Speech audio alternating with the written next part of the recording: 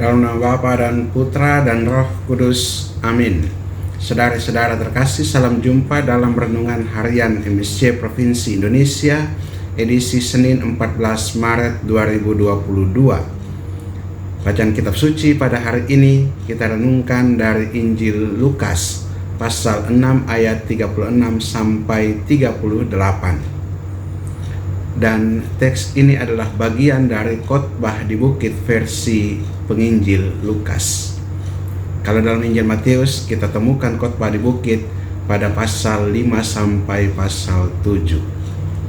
Tentunya ada beda antara khotbah di bukit versi Lukas dan juga khotbah di bukit versi Matius. Sedikit perbedaan seperti ini.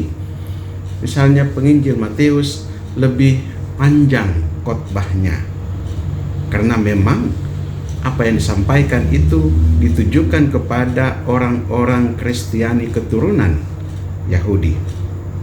Adat istiadat Yahudi semuanya ditekankan di situ. Tetapi penginjil Lukas lebih singkat khotbah di bukitnya itu, dan apa yang disampaikan ini lebih singkat dan bahkan lebih mengena kepada pendengarnya yang bukan dari keturunan Yahudi. Dan apa yang dikatakan oleh penginjil Lukas ini juga langsung menunjuk kepada pendengarnya. Kalau penginjil Matius dalam khotbahnya dia menyampaikan dengan menggunakan kata-kata orang ketiga, tetapi penginjil Lukas menunjuk langsung, hendaklah kamu murah hati seperti Bapamu di sorga murah hati. Janganlah kamu menghakimi supaya kamu tidak dihakimi. Janganlah kamu menghukum supaya kamu tidak dihukum. Ampunilah maka kamu akan diampuni. Berilah maka kamu akan diberi. Dengan menunjuk kepada para pendengar secara langsung, penginjil Lukas maksudkan supaya interaksi antara Yesus dan pendengarnya itu sungguh-sungguh hidup.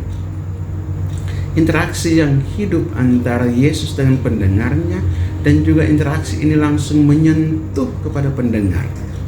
Bukan orang lain yang dibicarakan, tetapi pendengarlah yang dibicarakan. Hendaklah kamu murah hati. Penekanannya sungguh penting di sini.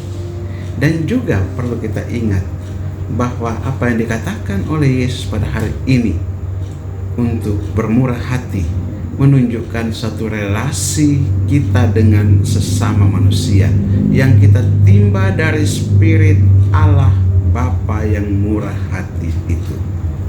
Dia memberikan apa yang baik kepada siapa saja, tidak memandang ini orang baik atau orang jahat. Dia juga tidak menghakimi orang menurut kesalahannya. Dia juga tidak menghukum orang, tetapi justru mengampuni orang yang bersalah. Spirit kemurahan hati lekat dengan pengampunan. Spirit kemurahan hati sangat dekat dengan pemberian diri. Hendaklah kamu memberi supaya kamu juga diberi. Berilah maka kamu juga diberi. Kemurahan hati menunjuk kepada interaksi kita dengan orang lain yang sungguh menunjukkan spirit kelemah lembutan, tetapi juga bagaimana kita memberi kepada orang lain tanpa memandang siapapun dia, tanpa memandang salah dan benarnya orang itu, tanpa memandang bahwa orang itu adalah orang hukuman atau bukan. Kita tidak punya kepentingan dengan hal-hal itu. Kepentingan kita seperti Allah sendiri, murah hati, memberi dari dirinya sendiri. Kemurahannya inilah yang tentunya kita sampaikan kepada siapa saja dan kita lakukan kepada siapa saja. Dan sebagaimana kemurahan itu nampak dalam pengampunan, maka kita pun dapat mengampuni siapa saja yang bersalah kepada kita. Itulah bukti kemurahan hati yang paling tinggi, dengan mengampuni orang yang bersalah, orang yang menyakiti hati kita. Tentu hal ini tidak akan mudah kalau kita tidak punya spirit atau daya roh dan iman yang kuat.